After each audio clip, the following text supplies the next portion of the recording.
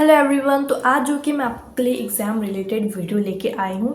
ऐसे common mistakes जो कि मोस्ट ऑफ द स्टूडेंट्स करते हैं ड्यूरिंग देयर एग्ज़ाम टाइम, और काफ़ी सारे बच्चे ऐसे भी कि जो बहुत हार्ड वर्क तो करते हैं, बहुत पढ़ाई तो करते हैं, लेकिन उनके मार्क्स इतने अच्छे नहीं आ पाते हैं।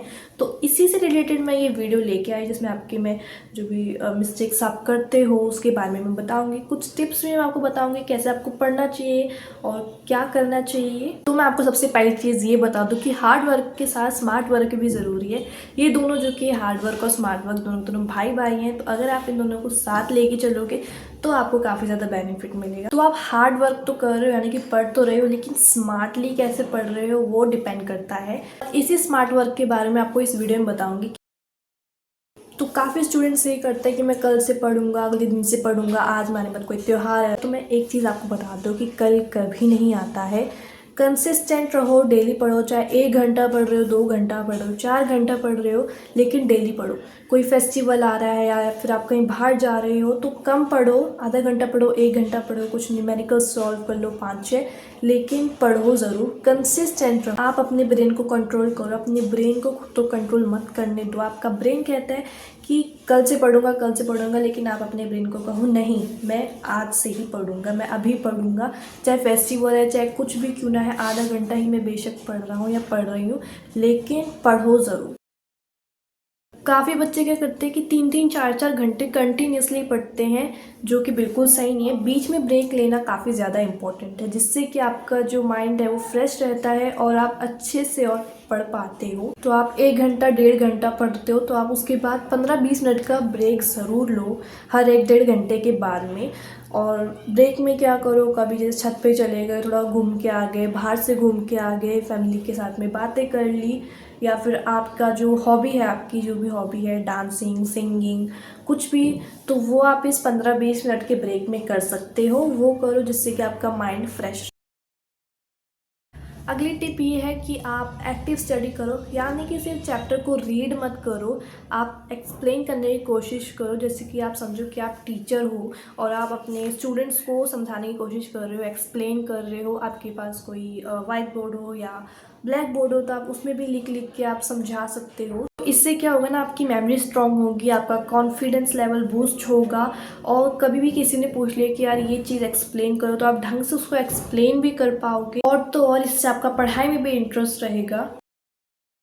आप क्या करो ना, जब भी पढ़ रहे हो तो साथ में शॉर्ट नोट्स ही बनाओ, जिससे कि आपको जब भी रिवीजन करना होगा तो आप उस शॉर्ट नोट्स को निकाल के आप आराम से अपनी रिवीजन कर सकते हो।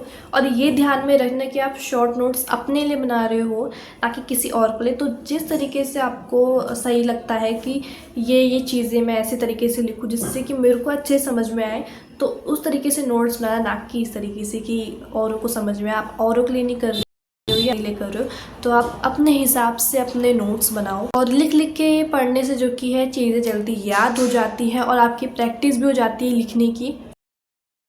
आपका जो मैथ्स है, फिज़िक्स है या फिज़िकल केमिस्ट्री, जो भी आपके हैं सब्जेक्ट्स, तो जो उनके फॉर्मूले हैं ना, वो आप पतली सी छोटी सी कॉपी में लिख दो चैप्टर वाइज, या फिर आप चार्ट में उनको लिख दो।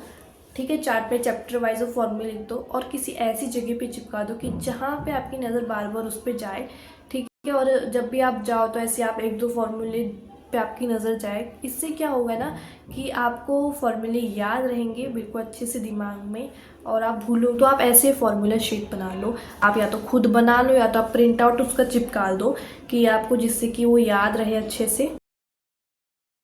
काफ़ी बच्चे क्या करते हैं ना कि जैसे कि उनका कोई इजी सब्जेक्ट का एग्ज़ाम है या फिर किसी ऐसे सब्जेक्ट का एग्ज़ाम है जिसमें वो काफ़ी अच्छे हैं, तो वो क्या करेंगे, वो बोलेंगे जैसे कि 1 हफ्ते का छुट्टी है, वो क्या करते हैं कि 2-3 दिन उनको चाहिए माने बात तैयारी करने के लिए, तो बाकी के दिन में वो ऐसे ही उनको बिता देते हैं मस्ती वगैरह करने में। तो ऐसा बिल्कुल नहीं करना है। माने बात आपका उसके बाद मैथ्स का एग्ज़ाम है, ठीक है, और उसमें आपको सिर्फ 2 दिन की छुट्टी मिली है जिसमें आपका पूरा सिलेबस कवर नहीं हो पाएगा। तो क्या करो कि जो मैथ्स की तैयारी है वो आप हिंदी वाले में कर लो, इजी सब्जेक्ट वाले में कर लो, कि शुरू के 4-5 दिन आपने मैथ्स कर लिया, फिर बाद के 2 दिन जितना आपका बचा, जितना भी आपको चाहिए दिन पढ़ने के लिए, उसमें आप हिंदी पढ़ लो। काफ़ी स्टूडेंट्स ये गलती करते हैं कि वो दूसरों के स्टडी रूटीन के अकॉर्डिंग चलते हैं, जो कि बिल्कुल ही गलत है। क्योंकि ना आपकी कैपेसिटी अलग है पढ़ने की, उनकी कैपेसिटी अलग है पढ़ने की। आप जैसे कि 2 घंटे या 1.5 घंटे आप पढ़ सकते हो और वो जो कि 4-5 घंटे पढ़ते हो एक साथ। तो आपको कभी भी किसी और का स्टडी रूटीन फॉलो नहीं करना है, अपना खुद का स्टडी रूटीन बनाओ, अपने स्टडी रूटीन को फॉलो करो, क्योंकि सबकी कैपेसिटी अलग अलग होती है पढ़ने की, सबका तरीका अलग होता है पढ़ने का। किसी को किसी तरीके से जो कि है अच्छे से पढ़ पाता है, कोई किसी और तरीके से अच्छे से पढ़ पाता है, कोई समझ के पढ़ता है तो कोई रट के पढ़ता है, कोई वन शॉट में पढ़ता है, मतलब कि वन शॉट की वीडियो देख के पढ़ता है, कोई सेल्फ स्टडी करके पढ़ता है। ऐसे बच्चे जो ऑनलाइन पढ़ते होंगे या फिर यूट्यूब से पढ़ते होंगे, तो कभी ऐसा मत करो कि आज आपने इस टीचर से पढ़ा ये वाला चैप्टर, फिर मैंने मैथ्स का चैप्टर है या फिर बायो का चैप्टर है, आप इस टीचर से पढ़ रहे हो, फिर अगले दिन आप किसी और टीचर से पढ़ रहे हो। तो कभी ऐसा मत करो कि बार बार आप टीचर्स को चेंज करो, मतलब किसी टीचर से पढ़ रहे हो तो कभी किसी टीचर से पढ़ रहे हो, ऐसा मत करो। जिस टीचर का आपको सबसे ज़्यादा और सबसे अच्छे समझ में आता है उसी टीचर से आप जो कि है वो सब्जेक्ट पढ़ो, क्योंकि हर टीचर के पढ़ाने का तरीका अलग अलग होता है। तो इसलिए आपको जो कि एक ही टीचर से वो सब्जेक्ट पढ़ना चाहिए, बार बार टीचर्स को चेंज नहीं करना चाहिए। सैम्पल पेपर सॉल्व करो, पिछले साल के जो क्वेश्चन पेपर्स रहे होंगे उनको सॉल्व करो। पहले से ही सोच के रखो कि आपने ये क्वेश्चन पेपर या फिर ये सैम्पल पेपर सॉल्व करना है कल 10 बजे से या 11 बजे से, जितने भी बजे से। चीटिंग नहीं करनी है, जैसे आप एग्ज़ाम सेंटर में एग्ज़ाम देने जाओगे वैसे ही करो, ठीक है। इससे क्या होगा कि आपकी प्रैक्टिस बनेगी। और काफ़ी बच्चों का ऐसा होता है ना कि टाइम कम पड़ जाता है, 3 घंटे का, उनके क्वेश्चंस छूट जाते हैं, तो उसके आपकी प्रैक्टिस बनेगी कि हाँ आपको समझ में आ जाए कि इतना टाइम मैंने इतने क्वेश्चन को देना है, इतना टाइम मैंने इतने क्वेश्चन को देना है, और किस तरीके से कौन सा क्वेश्चन सॉल्व करना है। जो क्वेश्चन आपको आ रहे हैं पहले आप उनको कर दो, और जो नहीं आ रहे हैं उनके लिए आप स्पेस छोड़ दो। इससे क्या होगा, आपका टाइम बचेगा, और जो टफ क्वेश्चन होगा ना उसको करने के लिए आपके पास टाइम रहेगा। सुबह आप जितने ही बजे उठते हैं, 5 बजे या 6 बजे, तो वो सब्जेक्ट पढ़ो जो कि आपको सबसे ज़्यादा टफ लगता है। क्यों? क्योंकि सुबह आपका ब्रेन फ्रेश रहता है और आपका फोकस नेचुरली स्ट्रॉन्ग होता है, इसलिए जो कि आपको सुबह ऐसा सब्जेक्ट पढ़ना चाहिए जो कि डिफ़िकल्ट लगता है, आपको टफ लगता है। अब इसका उल्टा कर दो, यानी कि रात को ऐसा सब्जेक्ट पढ़ो कि जो कि आपका फेवरेट है और आपको उसमें इंटरेस्ट काफ़ी आता है। क्यों? क्योंकि रात को काफ़ी ज़्यादा नींद आती है, तो ऐसे में जब आप कोई ऐसा सब्जेक्ट पढ़ते हो जो कि आपको काफ़ी ज़्यादा पसंद है, आपको पढ़ने का और मन करेगा रात को, और आप देर तक आप पढ़ पाओगे। लेकिन ऐसा मत करना कि आप फिर कम सो रहे हो, नींद के साथ कॉम्प्रोमाइज़ मत करना। 7 से 8 घंटे तो आपको सोना ही है, नींद आपको लेनी ही है। आई होप आपको ये एग्ज़ाम से रिलेटेड वीडियो पसंद आया होगा।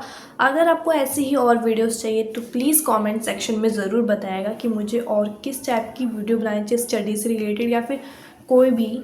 तो मैं मिलूँगी आपको अपने नेक्स्ट वीडियो में, तब तक के लिए बाय।